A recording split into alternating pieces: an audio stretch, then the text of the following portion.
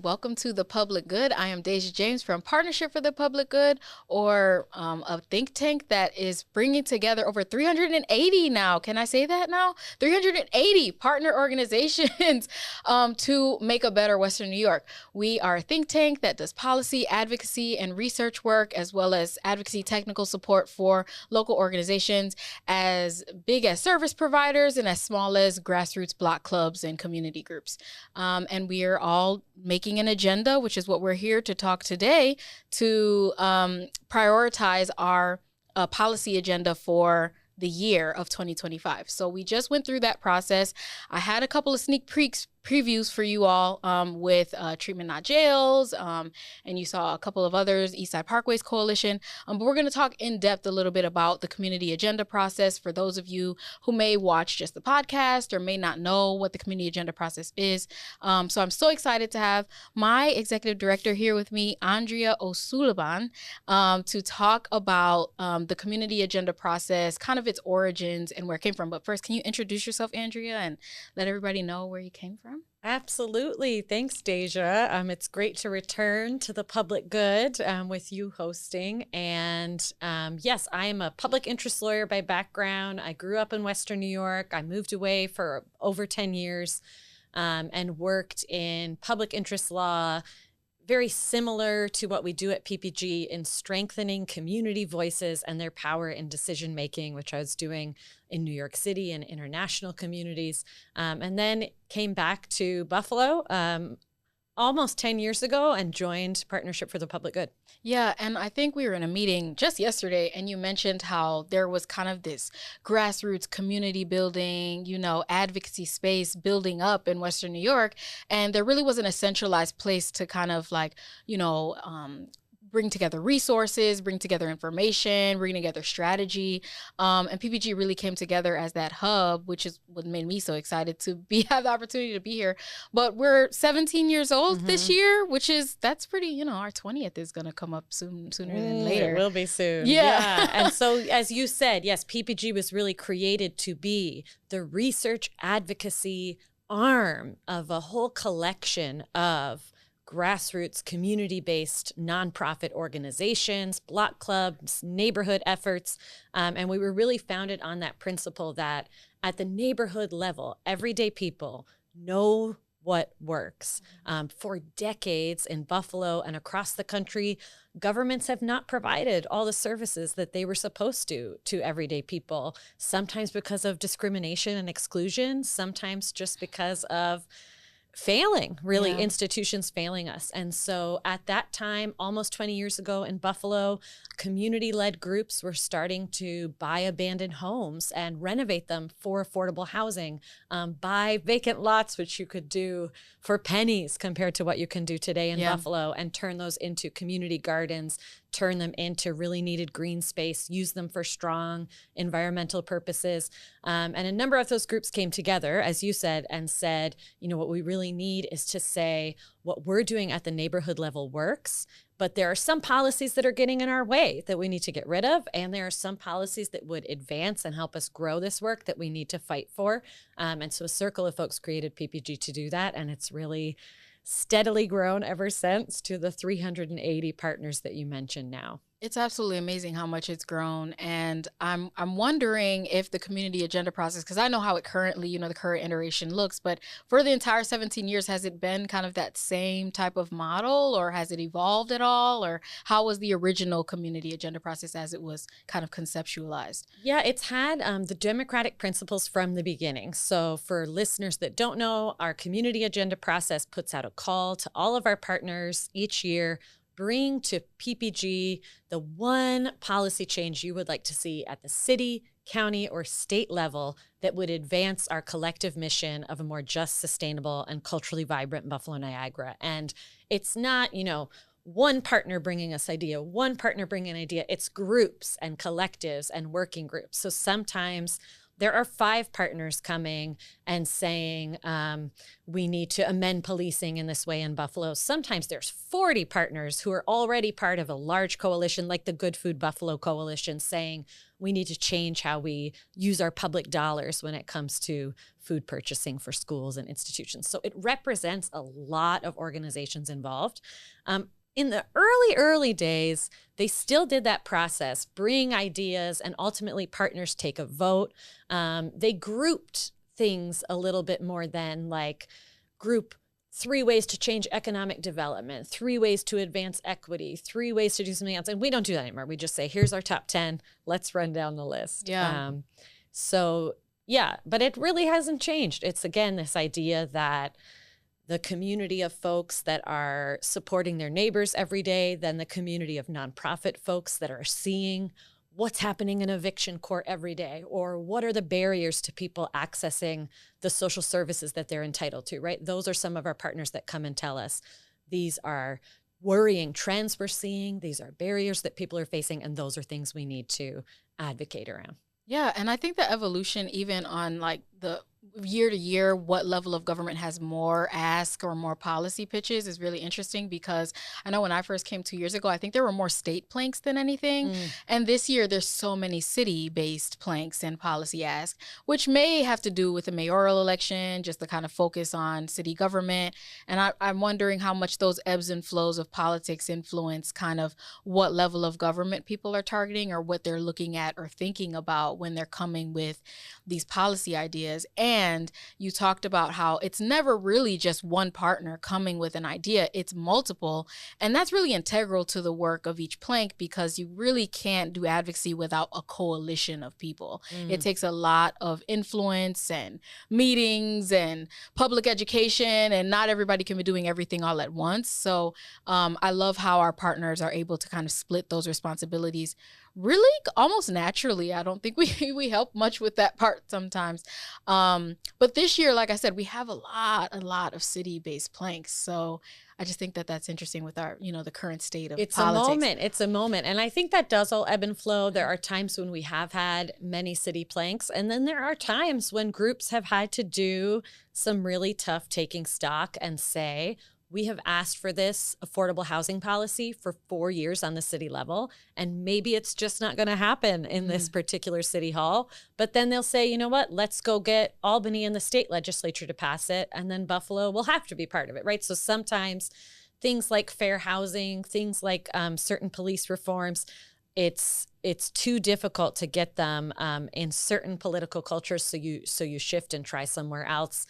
I know we've both been part of advocating for language access, which has had 2 fronts at once. Try to get it in Erie County, which we did and won, and there are still other pieces of that can be won at the state level. So that's definitely part of the strategy. And I think a big part of our work, and what we hear from a lot of our partners too, is that folks will come and say, I can't believe the city of Buffalo isn't doing this about health disparities. And then it's our role to kind of map what are the powers of different levels of government. And in that case, say, well, the city of Buffalo doesn't have a health department, but the county does. So we probably need to take that idea to them. And that's why outside of the community agenda, the broader civic education work that we do and opening up these discussions to residents beyond our partner network are so important as well, so that people know, where can I go with this solution that I have in mind, or this issue that I think is the most important to address.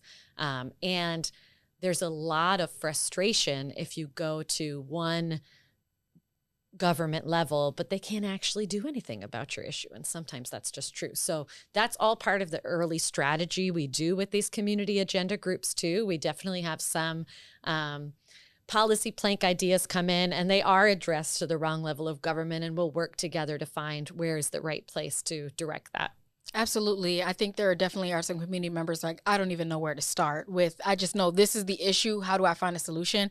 And we've definitely helped people who have approached us and saying, well, you could do something here with the county, or this is a state thing, or figuring it out. And so I love that PPG is a resource in that way too, to help empower people to know how to address issues that they're facing as well, even if you don't necessarily know where to start.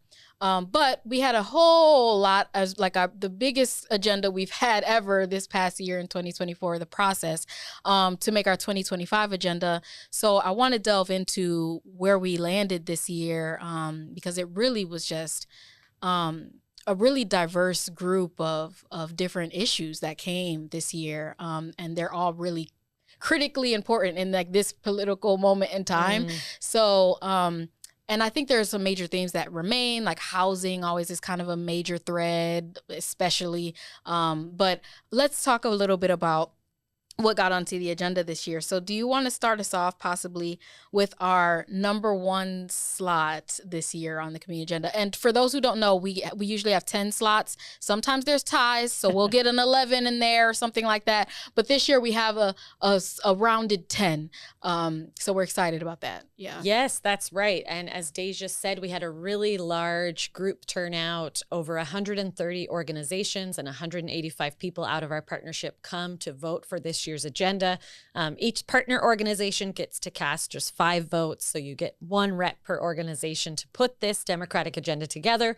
And number one is really a generational issue. We had representatives of the Eastside Parkways Coalition come and pitch their call to restore Olmsted's Humboldt Parkway and restore Delaware Park by removing the Kensington and Scajaquada expressways. So a big vision of highway removal in Buffalo for health equity, for community safety, for revitalizing businesses and neighborhoods. And that got the top spot with the most vote from among our partner organizations. And again, that's Eastside Parkways Coalition leading it, with Citizens for Regional Transit, with the Western New York Youth Climate Council. They're in the media a lot with this fight. They have filed lawsuits. They're pursuing this at the state level.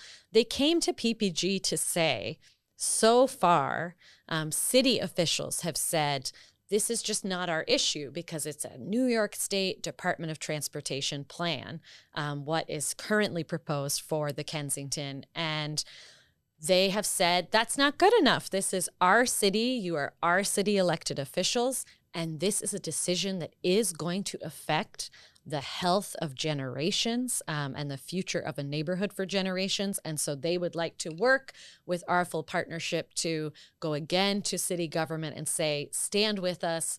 Let's speak up for what we deserve. We've seen highway removal in similar cities to wonderful amounts of investment and revitalization and restoring of neighborhoods. And why not do the same thing here?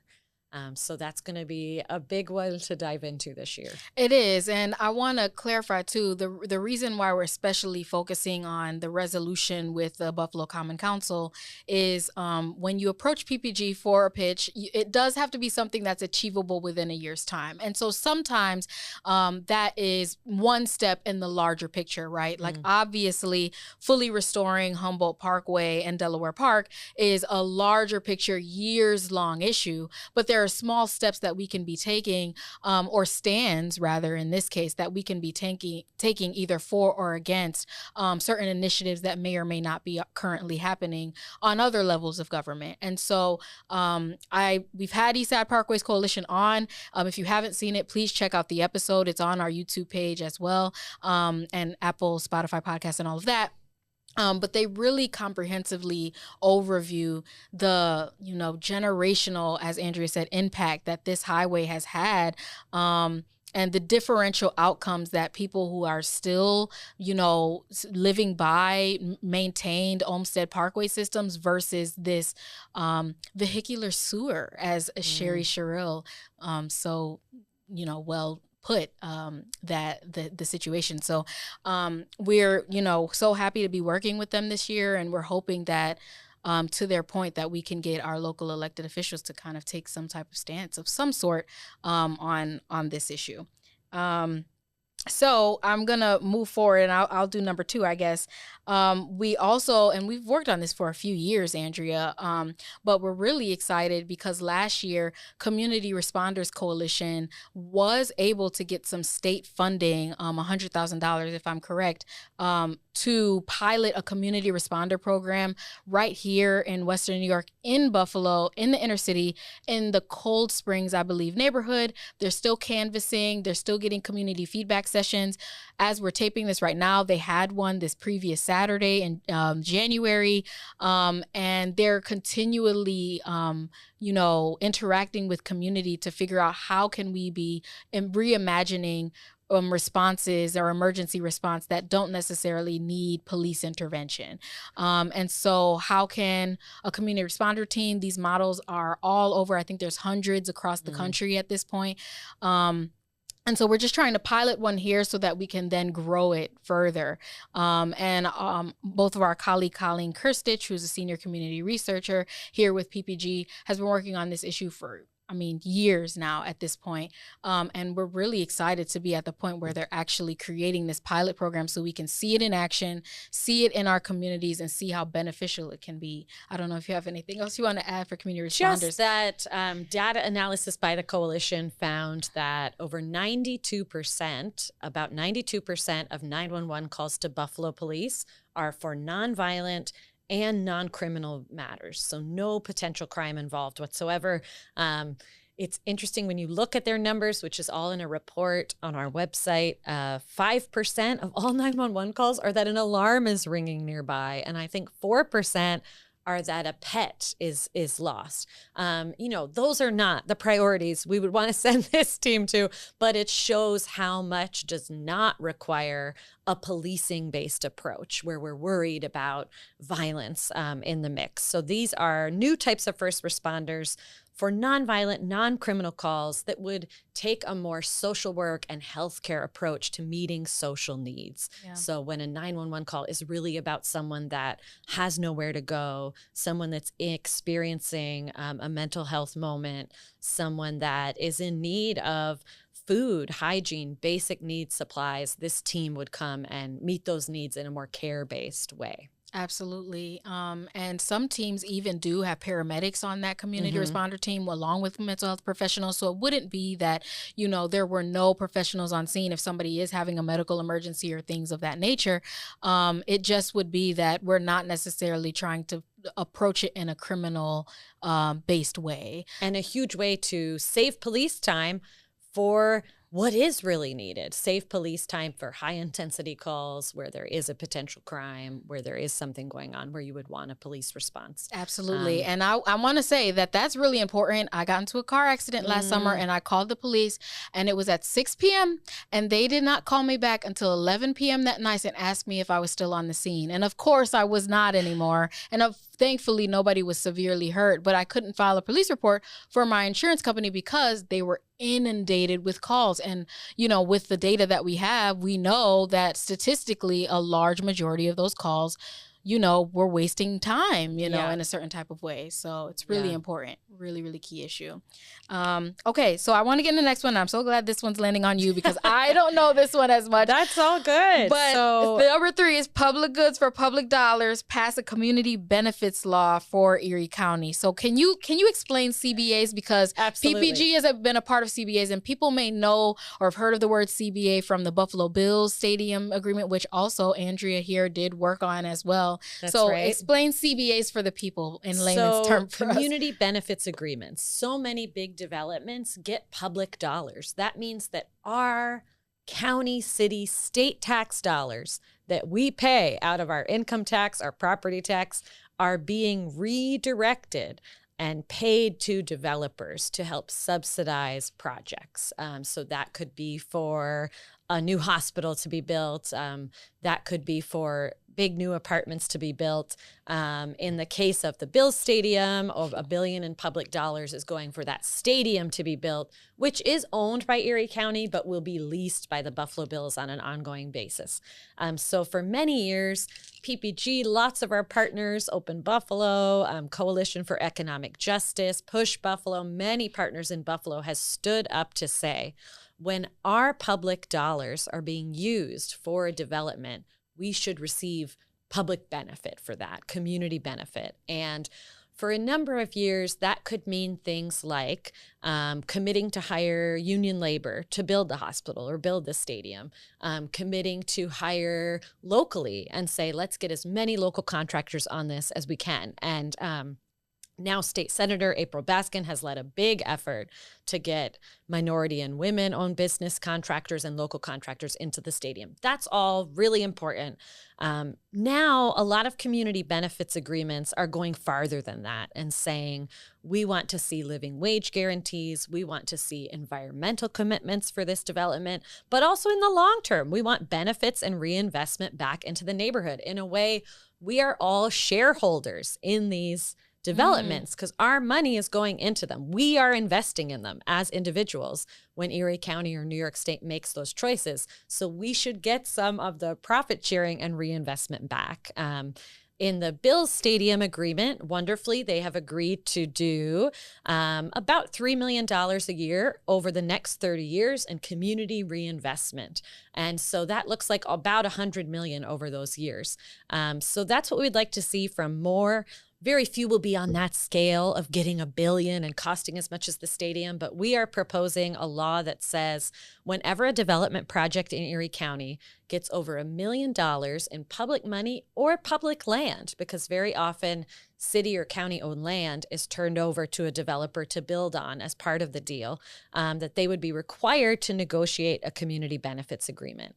And they would be required to do it with a table made up of residents affected by the project. So if you're going to build a large apartment block in Broadway Fillmore, you should have to negotiate those community benefits agreements with residents of that neighborhood that will see changes in their neighborhood as a result. This is done in a lot of other places. Detroit has a progressive law to do this. Other places do as well. So we want to see the same thing happen here. Yeah, and we're going to get it done. I think we have some good support for that. We have great support. At our community agenda announcement event last week, 2 county legislators, Lawrence Dupree and Taisha St. Jean Tard, came out and supported this. Senator Sean Ryan supported it and has spoken for a long time about community benefits agreements. So I think there's momentum there. We got it. I think that that's great. I'm really excited for, because I had never heard of a community benefits agreement before. And for it to be, especially from like such a close sister city like Detroit, it seems like a no-brainer that we should be having that being done. So number 4 is actually within our school systems. And we haven't always worked on this level because it's technically almost like its own level of government influencing the school board. That's right. But we're really excited. They were on last year, so you may have heard a show or a couple of tidbits about this before. But we're still fighting the fight to end unfair suspensions in Buffalo public schools.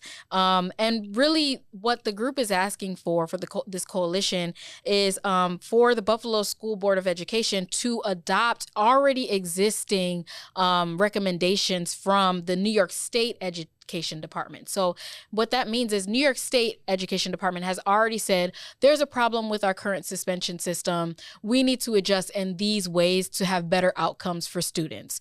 And for whatever reason, the Buffalo Public School Board has not opted into these changes into our school system. And these changes mainly would be eliminating suspensions for pre-K through 3rd grade and eliminating suspensions longer than 30 days, as well as eliminating suspensions for insubordination or low-level subjective infractions. So maybe the kid didn't follow, exactly what you were telling them to do in the exact moment, and you're like, you know what, you're out of here, rather than focusing maybe on conflict resolution or other solutions to that problem rather than suspension. And I think that's really what the group is advocating for too, is, a lot of people worry, well, if you get rid of suspensions, there is a behavioral problem with kids. But the group is also in tandem advocating for better conflict resolution practices, support for teachers and administrators and principals, and dealing with our current, structure and society, because at the end of the day, there is a mental health crisis right now. people are living in poverty. A lot of kids rely on school for their meals, breakfast and lunch. And so when you're dealing with those type of issues, of course, you're going to be dealing with trauma and other things that kids are dealing with when they're coming in with the school building with. And so making sure that we're taking a more holistic approach rather than just a punitive where we're moving you from this situation or the school or what have you, your education is really key, and making sure that kids are maintaining their reading level. Reading levels in Buffalo are very, very low. Literacy rates are really low. And so making sure that kids maintain their educational integrity is really, really important. So I love that we're still working on this. The lead partners on this are the Western New York Law Center, the New York Civil Liberties Union, and the Legal Aid Bureau of Buffalo. And there's a lot of other parent advocacy groups working on this issue as well. The New York Civil Liberties Union actually has a legal clinic because for those who may not know, some suspensions require actual hearings where the student is, asked to present and talk about what happened and the situation and things like that. And you actually can get legal counsel for those sessions. So New York Civil Liberties Union, if you ever, if you know someone or you have a child that's, in suspension hearings or anything like that, please make sure you reach out. It's a free clinic. They offer legal services and help you navigate the suspension system. Is there anything else you want to add on that, Western New Andrea? York Law Center and Legal Aid Bureau of Buffalo, the other two partners, they also represent parents and students in hearings too. So it's a really interesting advocacy campaign because all of the partners are actually sitting in suspension hearings with parents and students and really seeing firsthand what are the issues and instances that are leading to suspension. And their data research also shows about 10% of all suspensions in Buffalo Public Schools are the real young kids, pre-K through third grade. And some of those that I saw the write-ups of with the group are what they describe as age-appropriate behavior, not inappropriate. Preschoolers are falling asleep in class. A kindergartner is asking repeatedly to call their mom. In some cases, those are leading to suspensions, and that's unnecessary. Of course, there are other instances, where teachers have legitimate safety concerns. All of that needs to be worked on. But 10% pre-K through third grade, these are real small kids who are acting in ways that, speaking as a mom of a 3-year-old, 3, 4, 5-year-olds are meant to act and are going to act and just don't have that logic and reasoning yet. So we've learned a whole lot from these folks that are real experts in youth development, adolescent development, and are sitting with parents and students as they navigate this system. Absolutely. And, right now it technically is the kids' right to, continue via virtual education even during suspension. But they're finding that, they're logging on to Zoom meetings, that there's no teacher in attendance, that it's just kind of an attendance thing. They make you log on and stay logged on for the 5 hours or however long it is. And no one's actually learning anything. Some students aren't even getting their work packets. It's just not an actual, equivalent to being in school and receiving instruction. So we want to make sure we're addressing that issue. So then number 5, wait, did you just do that one or me? I'm confused now. I think you did. I'll go through number 5. Go ahead. Number 5 is adopt ranked choice voting in the city of Buffalo. And ranked choice voting really changes the way elections and our ballots work. Instead of just voting for one candidate, you can rank your 1, 2, 3 choice. And so this really helps to make elections that are more about who you agree with, who's championing the policies and values that you want. And our colleagues in advocating for this, gave an example that we've all felt when you go to the voting booth. Cindy is running. I really believe in Cindy and all her policies, but I don't think she's going to win. So I'm going to vote for Thomas instead. I only kind of half agree with him, but he's got more support. He's going to win. So we're having to really trade away our values for our vote to feel like it counts. And instead, in this system, you can rank multiple candidates. Every city, county, state that adopts this does it differently. And then the candidate has to get the majority. You set that number when you pass this to be able to win. So maybe your number one choice gets knocked out in the first round of voting, but then your second choice is who counts the next time. So a more deeply democratic way increases voter participation. New York City is now doing this in their city elections, and in their last city council election, they saw a lot more diverse councilmen and women get elected through this system than otherwise, because you have a better chance of getting in when you're maybe a little bit lesser known at the start or you don't have full party backing. So we're going to learn a lot more about that this year. PPG, the Buffalo Center for Health Equity, the League of Women Voters, Buffalo Niagara have agreed to look at that. I think Voice Buffalo is also interested in electoral reform, so we'll be working together on that one. Absolutely. And we're going to be hopefully hosting a screening of a movie that kind of shows how this in action and how it works. So we're going to be doing a lot of public education around this, because I don't think a lot of people, I know before last year, I did not know what ranked choice voting was myself. I had heard a little bit of the news, especially with the election of the mayor in New York City. But it's a really exciting initiative, because it incentivizes more people to run for office as well. Mm-hmm. Because if you don't have party backing, it doesn't, completely diminish your chances of being able to win a spot or at least a primary. So it's just really important. It gives us more options. And like you said, it just makes a deeper, level of commitment to democracy. So really exciting stuff. At number 6 here, we have passed good cause eviction protections to ensure housing stability for Buffalo renters. And I don't know a ton about good cause, so I'm actually going to let you That's all good. That's all good. This is a technical one. So good cause eviction was passed at the New York State level last year. And now it was passed as what's called an opt-in law. So the state passed these protections, but cities have to opt in and say, we want to be part of these protections. And a lot of other cities have done that. Albany, Rochester recently did it. So our closest major city along with us.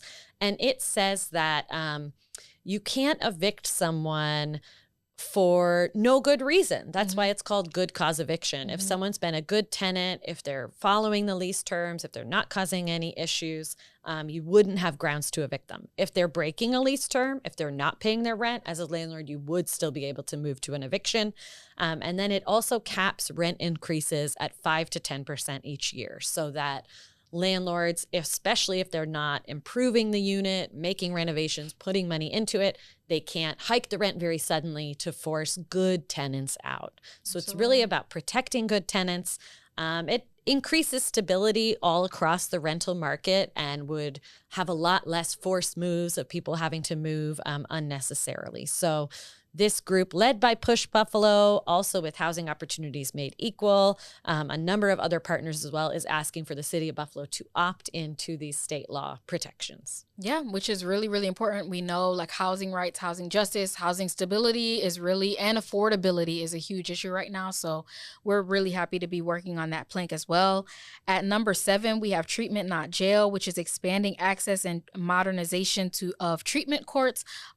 We had Sophie Field actually on the show a few weeks ago. So if you want to check out that episode to get a more in-depth analysis of the Treatment Not Jails campaign, there are currently treatment-based courts in the city of Buffalo, in New York City, all across the state. But the problem is that there's not really a standardized practice and implementation of these treatment courts across the entire state. So we're seeing that there's a little bit more leniency in some courts in other cities rather than here. So it's really an act and a bill that would make sure that there's a standardized practice for treatment courts, and that they're looking at holistic treatment and practices for people that are going through mental health crisis, having a substance abuse issue or other things of that nature. So make sure you check out the Treatment Not Jail episode. Number 8, we have fully implement proactive rental inspections in the city of Buffalo, which PPG also has been working on for a very, very long time. Actually, I don't know if we were involved in the original passing of PRI, but it passed 4 years ago, and it just hasn't been going the way that it's supposed to be going. Yeah, we were involved in doing these interior health inspections of rental housing is something that PPG and partners have recommended for years. It's really the only proven way to get child lead poisoning numbers down. When I've lived in other cities, there's a required walkthrough and a disclosure. Is there lead in the unit or not? Is it the age where there's likely to be lead? Is there chipping and peeling paint? And you have to sign, are you moving in with children or not? None of that pre-moving in health check happens in Buffalo. The only interior inspections before this law passed were by complaint. You call the city. Maybe you think there's lead. Maybe your baby has already gotten a high elevated lead blood test, and that's when the check happens. It's too late. That child already has the lead poisoning. So this law was meant to move that whole process up and check the health of all of our rental units every few years. And landlords would have to have this certificate of rental compliance, which means they've checked the list of the most basic health and safety concerns to be able to keep renting a unit. Unfortunately, the city has been very slow to implement this. Only about 5,000 units out of 36,000 have been inspected at all, and less than 1% of the units have gotten the certificate and finished the process. So we've talked about this a lot with partners like PUSH, the Center for Elder Law and Justice, Housing Opportunities Made Equal, and others. We filed a lawsuit that we're going to appeal soon to compel the city to do this. So this is an ongoing campaign for us, and there's a lot online that folks can find out about this on our website as well. Yeah, and we have a couple of explainer videos on social media about it, so make sure you check out PPG Buffalo, Instagram, Facebook, all those places.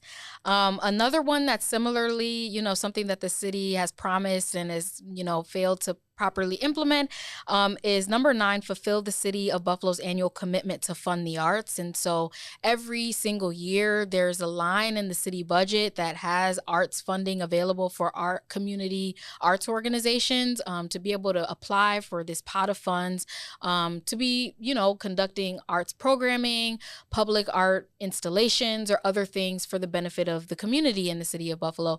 But unfortunately, those funds have not been distributed or allocated in a few years now. And so even though it's in the budget line, their community organizations aren't accessing these funds. And so we're really trying to make sure that these funds actually get distributed and that we're upholding our commitment to the arts and the importance that holds with the community. Yeah. That's right. Yeah. It's another one where what we're really saying is City of Buffalo, follow your existing law and follow your city charter. There are times when I feel that we could have a whole community agenda just saying, follow the laws that you've already passed. So sometimes it's good to have those because we're not fighting for some new idea that's, a whole new thing for them to learn about. We're just saying, follow what you've already passed. And if we did that across our whole city charter, we would have a much more equitable city. So hopefully as administrations change and we get a new chapter in City Hall, we'll see more of that happen. Yes, we hope so. And at number 10, last but not least, we have passed the Working Families Tax Credit to help families thrive in New York State. So this is our state ask, another state ask for this year. And this is led by the New York Immigration Coalition, actually, along with the Children's Agenda, the Schuyler Center, United Neighborhood Houses, and Ed Trust New York. And what this is asking, I don't know if people or listeners that, may be watching this know, during COVID, during the pandemic, there was this child tax credit that was given to families so that to alleviate a little bit of the pressures, unemployment, all of the things that were going on during the pandemic to help you raise your family, right? And so what we saw was statistically that there was a significant drop in child poverty rates across New York State with this tax credit. And so actually you may have heard Governor Hochul is advocating for a child tax credit of some sort into this year's budget. The ask here for the Working Families Tax Credit is actually a little bit different than that. It combines all of the current child care tax credits, which there are 3 separate tax codes, combines them into one, makes it more accessible and easy for filing, makes it accessible to those who pay over $2 billion in state and federal taxes in the undocumented community, make sure that those funds are accessible to them, and make sure families are receiving funds and not for just certain subsections or certain ages of children, but all the way up through to 17. And we're hoping, of course, that will then help permanently alleviate child child poverty in the state and in Buffalo, New York in particular right now. So we're really excited to be working on that as well. And it's just a really holistic, all-encompassing agenda this year.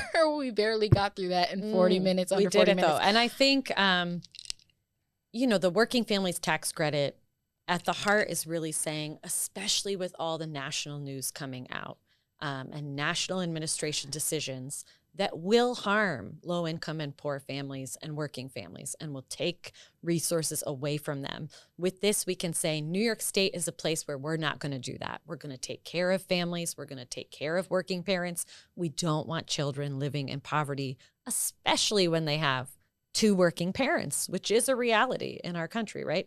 And for me, that one exemplifies, and the whole agenda is really about, can we take care of each other a little bit better through our government policies? Can we stop punishing people when the real issue they're facing is poverty, substance use, mental health? Can we stop treating 3 and 4-year-olds in a punishment approach when they're just acting like little children? So when you look across the board, it's really about compassion, equity, dignity, bringing that into our public policy at all the levels that we can.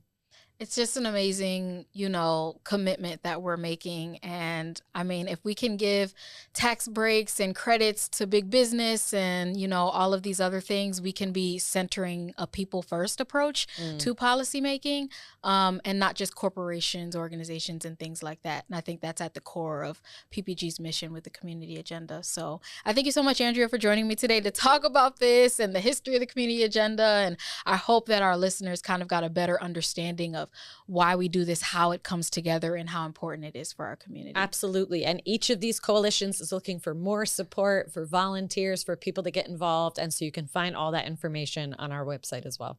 Thank you so much. This has been Deja James and Andrea Ó Súilleabháin from PPG for the public good. We are here every Tuesday. Please tune in. YouTube, Instagram, Spotify podcast, all those things. We hope to see you next week. And thank you so much for listening. Bye.